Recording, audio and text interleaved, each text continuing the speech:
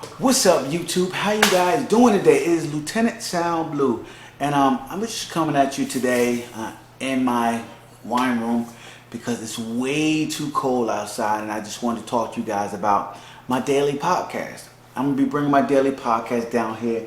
Not sure whether I'm gonna leave it here, whether I'm gonna take it in the theater room, or how I'm going to have this all set up. But right now, for these next couple of podcasts, maybe I'll have it set up here in the wine room in front of my little cozy fireplace over here.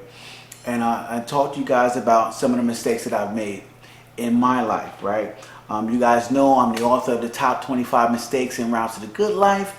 And in doing so, I have become like fully transparent from a lot of mistakes that I made because I believe they can help people's lives. Right? It helps people to not make the same mistakes and to help people to overcome a lot of the mistakes that they're currently making and make their lives better. So, in saying that, guys, I'm gonna go ahead and I'm gonna queue up my Spotify podcast, and we're gonna get started. All right. So let's do that. Today's episode. Did you guys get out and vote yesterday? Yesterday's voting, man.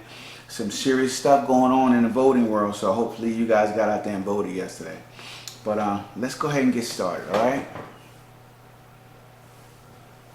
What's up, gang? How you guys doing? It is Lieutenant Sound Blue, 28-year law enforcement veteran and the author of the top 25 mistakes en route to the good life, coming at you today with my daily podcast. Listen, if you guys have not yet picked up your copy of the top 25 mistakes en route to the good life, I'm telling you, this book is filled 200 pages of some serious some stories of things that went on in my law enforcement career, my life, and mistakes that I've made, and just going full transparent on you guys. But I'm telling you, these are stories with solutions that will change your life and make your life better, man. So make sure you hop on over to lieutenantsoundblue.com and pick up your copy today, man. I'm giving away for free over there on my website. Or you guys could go over to Amazon. I think I got it on Amazon for $19.95. So you guys can hop on over to Amazon and pick it up as well.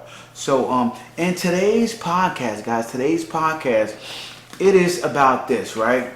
I was doing a lot of thinking, and I wanted to know, guys, what scale are you using when it comes to judging how hard you're working, right? How hard are you working? It depends on what you're doing, obviously, but what scale are you using, right? If you're not doing like a physical labor type job, right, it's hard to see like the results of your efforts, right? Especially, guys, especially if you are working on your own, right? If you're building a business like myself, right? Creating something from scratch, right? So I'm creating my business from scratch. And how hard am I working? When do I see the fruits of my labor?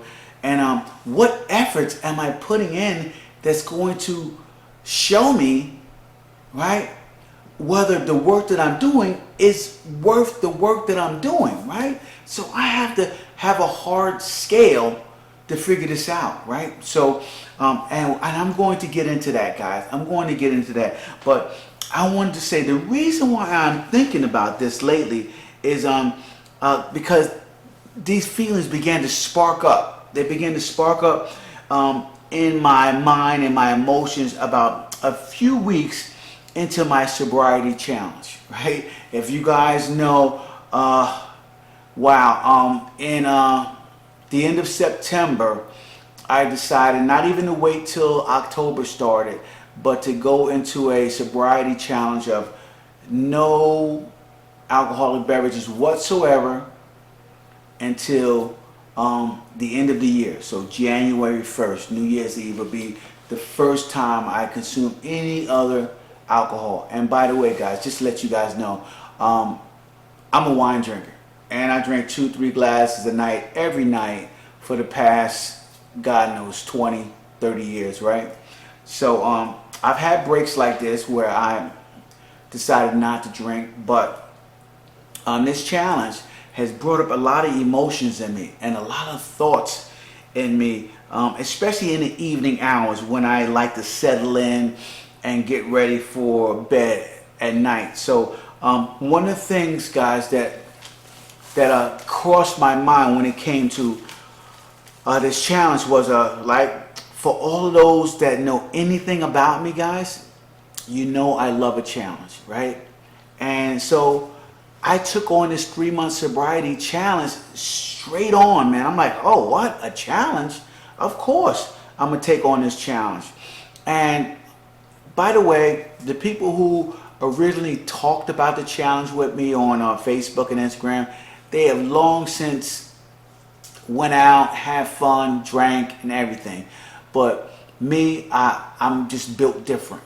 And if I say I'm going to do a challenge, the challenge isn't really with the person, the challenge is with myself. So I want to tell you guys that when you are challenging yourself, the integrity you have within yourself to complete the challenge is a whole lot more important than the reward you get from anybody around you who is taking the challenge with you. So I just want to say that real quick when it comes to taking the challenge, right?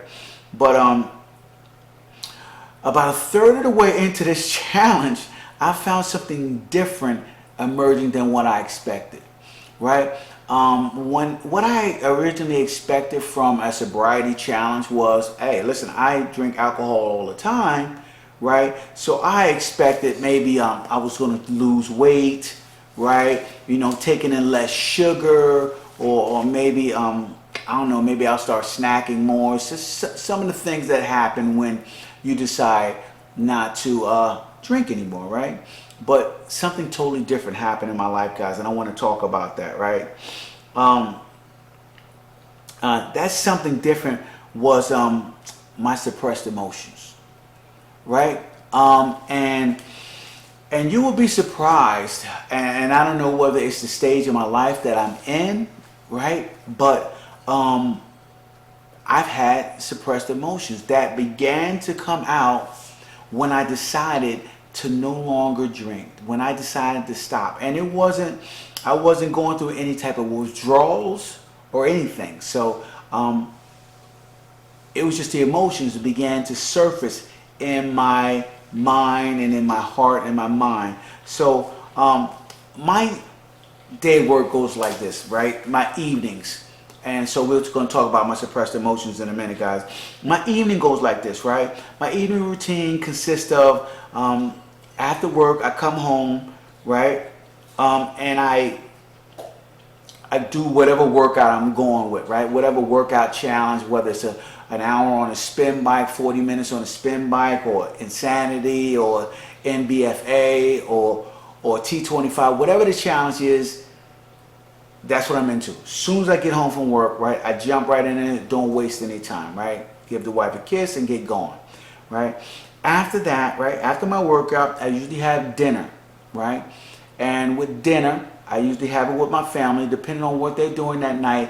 So either they're up in their room working on some project, or, you know, not, and my wife cooks dinner just about every night. And so I'll have dinner with the family, and with dinner, I have a glass of wine, right? So now, after dinner and that glass of wine, right, usually a nice soft Merlot, like maybe like a Josh Legacy Red Blend or something like that. Anyway, I'm not going to start getting into my wine, guys, but you know, I usually have a nice glass of wine, and then it's off to the studio to work on my podcast, right? And so that is how my evening begins when I get home from work, right? So I'm asking you guys, that seems like a solid routine, right? It seems like a solid routine. Of course it does. For me, it seemed like a solid routine. But it is that time between the end of my podcast, right? Listen to this. It's the time between the end of my podcast and my head hitting the pillow at night that I often find myself either reliving my past mistakes, tragedies that I've had in my life that occurred, or I'm angry at myself for not getting things done or enough done to move my family forward. So those are the emotions that I found myself struggling with every night when I finished my podcast. No matter how successful my podcast was, this is what I was dealing with every night, guys. So it is at this moment at night that I found myself taking an extra glass of wine, right? So heavy pour, extra glass of wine at night. And sometimes that one glass turned into two glasses. You know, maybe that two glasses turned into me finishing off the bottle that night. And all for me to suppress these emotions and feelings that was going through my mind. And it allowed me to fall asleep that night and then get up the next day fresh. Now listen, guys, I'm going to tell you something. It is that moment that I was feeling, that I was suppressing those feelings, and that didn't stop me from being productive, right? It didn't stop me from being super happy, super excited. I wake up every single day super grateful and super happy. But it was those dark moments in the evening after I felt that all my productivity was done that I felt like I did not do enough. All right, so understand that this could happen in anyone's life, and it was happening in my life in a dramatic way. But I was suppressing those feelings, right, by consuming or dulling those emotions with alcohol, right? For me, it was wine. For you, it could be scotch, brandy, gin, whatever it is, right? I'm telling you that I'm not trying to tell you to stop drinking. I'm trying to tell you that you have to allow those feelings to come out so that you could begin to work with them in order to create the life that you want. You can't suppress them and then have a better life. No, they will eventually make their way to the surface and affect your life in so many ways that you cannot possibly imagine. You know, for me, it probably won't be health, right? Because I'm extremely healthy. But for you, it may be health issues. For me, it was different relationship issues that just popped up here and there, right? Where I would feel that chink in my armor, you know, that weakness, that moment, that flaw in my character that stopped me from communicating the way I needed to be communicating in all of my relationships that are people that I was dealing with. So understand that, guys. This is where I was at in my life. So now, as a result of this daily habit, I watched my productivity suffer, right? Times in the evening when I probably could have been writing, right? And probably could have written 5 books by this time, and I didn't, because as you drink and as you suppress, you get tired and sleepy, which was the point. I wanted to go to bed, but a lot of time I could have used all of that energy and just turned it into something positive and used it to write and grow. Okay, but we're going to talk about that. But like I said, I watched my productivity suffer in areas of my life that I truly wanted to improve. So that is where I was at, guys.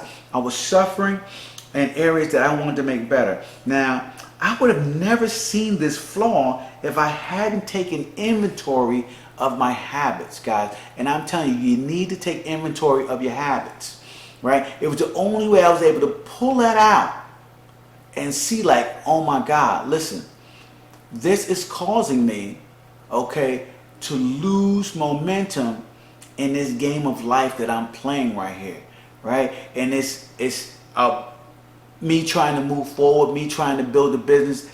This, what I'm doing right now, is not working for me, and I needed to pull that out, right? Sometimes you have to take inventory of your habits, guys, and dissect them to see if they work for you or they don't work for you, guys. And this is daily, right? And I know a lot of people think that taking inventory of your habits daily is hard work, guys, but it is your life. And it is the only life you have. So you have to start taking inventory of the things that mean the most to you, right? And I would hope that your life is extremely important to you guys. So you need to begin to work with that, right? But if I hadn't taken this challenge, I wouldn't have seen that, right? So somehow, some way, miraculously, I took on this challenge, okay, and it has began to make dramatic changes where I needed to make changes. Not where I wanted to make changes, where I needed to make changes. So think about that, guys. Now, this challenge showed me that not only was my acceptance scale off, right? What I was willing to accept, that was off, right?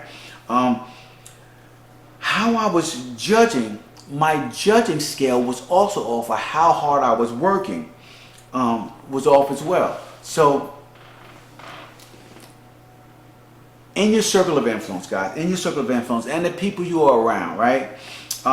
They will always echo what you are thinking, what you are saying. They will always echo you. You see, and that is the problem with your circle of influence. They began to affect you in different ways. So none of my circle of influence would have ever told me that, hey, having a couple of drinks at night before you go to bed is stunting your productivity. It is slowing you down. You should be a lot further on than what you currently are, right? And because each and every night you are drowning your sorrows before you go to sleep, okay, you are not going to get where you want because time's going to run out of you, right? Nobody in my circle of influence would have ever told me that, right? Nobody. And that is why sometimes you have to step away from what you're doing and take inventory of yourself, right? Inventory of the people you're around. What are they doing? How is their life, right? You got to take inventory. This is key, guys. This is important, and it's going to move you forward because sometimes you just have to step away, right? Sometimes you get that inkling and that feeling inside of you that your spirit needs to find another place to be, okay? And so you got to begin to work on that. You got to begin to work on that. You got to begin to move before a bunch of negative habits from your circle of influence begin to surface in your life. Okay, so remember that. All right, that's it. That's enough for that right now, right? So fast forward, guys, 30 days into my challenge. I now find healthier ways to deal with the demons of my past mistakes, right? So, and the reason why I say demons, guys, is I don't know, maybe I'm talking to other law enforcement officers. If you guys are listening, guys in the military, there are a lot of things that we saw that we can't unsee, right? They're forever stamped inside of our brains, right? And we have to find healthier ways to deal with these feelings, emotions, thoughts, dreams, nightmares, whatever they are. We have to find healthier ways to deal with them. And that is why I'm talking about this today, guys. I didn't originally want to talk about, my sobriety or whatever that I'm doing, because I felt it no big deal at one time. But as I realized deeper and deeper into it, it is so important that you begin to face yourself, right? Face yourself, face your thoughts, and deal with your emotions, whether it is crying and letting it out, or whether it's talking to people, whatever it is, man, you have to deal with it and you have to begin to move forward. But because of this challenge, 30 days into it, I'm now doing a lot healthier things to help me to deal with everything that I was dealing with during my dark moments of each evening, guys. So as of today, now I'm not sure, right? So I'm not here to give you psychological advice, right? But as of today, I'm not sure if what I'm doing will be as effective as I need it to be. But I'll let you know by the end of my sobriety challenge what I've been doing each and every day and how I've been doing it and how it has helped me at this point in time to deal with everything. Sometimes you have to face what you have to deal with, and you have to face the pain that you have to deal with in order to get through the stuff that you're dealing with, guys. So So here's the deal. Some of the things that I'm doing to deal with my emotions and to deal with that voided space in the evening right before I go to bed. And this has helped me to get a much better evening sleep. It has helped me to be more productive throughout the day. And it has helped me to understand that having these emotions and these feelings are okay and they do not need to be hidden. It is when you begin to hide them that you try to mask them with alcohol or other negative behaviors, guys. So understand that. So here's the deal.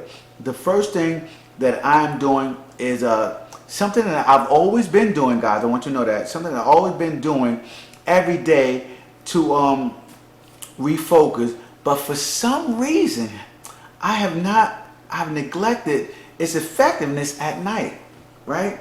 And now, if you guys haven't guessed what it is already, if you guys have been listening to me and paying attention, that first thing is meditation. And the benefits of meditation have made dramatic changes in my life already throughout my days, right? I do it every single day. I meditate. I just haven't been doing it at night. So I'm trying to figure out the best way to meditate in the evening. And so I found a couple of things that I use, a couple of sounds and stuff like that I use to meditate in the evening. And because of that, it has quieted a lot of things that go through my mind, right? If you're gonna abuse something, guys, right, in the evening when you are going through some pain and some heartache, abuse meditation. Don't abuse alcohol, abuse meditation, right? I found that when I meditate, I'm not trying to stop all the thoughts that go through my head in the evening. But what I am doing is I'm respecting the fact that those thoughts are on a highway, right? And they're going through my mind so fast, like cars on a parkway. And me, I am just sitting on the side of the highway in the grassy knoll, just watching the cars drive by. And those are those thoughts, right? So they're thoughts that go to my head, but I don't have to interact with every driver and every single car. And that's what meditation allows me to do, guys. Meditation allows me to back away and see the thoughts, understand that they are thoughts, but don't attach myself to those thoughts. They're just thoughts going through my head, guys. Meditation is powerful, and it has been a tool that I wish I was using a lot more often because it has helped me come a long way. Right? Now, after my meditation, my thoughts are open. And so, what do? I began writing them down. I began journaling. I began documenting a lot of things that were going through my mind. And I'll tell you why this is important for me, right? Number one, I write down the pain that I've been feeling. I write down the mistakes that I made. But I also write down some of the solutions that I've come up with for some of those mistakes that I've made. So a lot of times when we make mistakes in life, right, we made them and we go, man, if I would have just, you know the deal, if you would have just, right? But that time is past and that time is over. So what I do is when I'm journaling in the evening, I write down some of the solutions that I came up with for the mistakes that I've made. And I just write it down, man. And I just put it on a piece of paper. And once I do that, right, so I've meditated, I've focused, I've cleared my mind, I took my journal and I write down these thoughts on paper. And it's a little quick, 10 minutes that I write on paper, whatever I was coming up with. I then take all of this information, right, and I do something positive with it, right? I think of ideas that I can use in my content that I create for people and make someone else's life better. Now think about that, right? I took all of this pain and heartache and I wrapped it into something that I can use to make someone else's life better. I took myself out of the picture, right? This last step is critical, man. This last step is critical because it takes me away from my problems, right? And it puts me in a place to help others. And when you are in a place to help others, right, the last thing you do is start thinking about woe is me and woe is my problems, because you begin to see how grateful you are to be in the position that you're in to help other people, to have a better life, right? And learn from your mistakes as opposed to hiding your mistakes. Remember what I said before, don't hide from your mistakes, right? Now, when you're helping other people, this happens in life, right?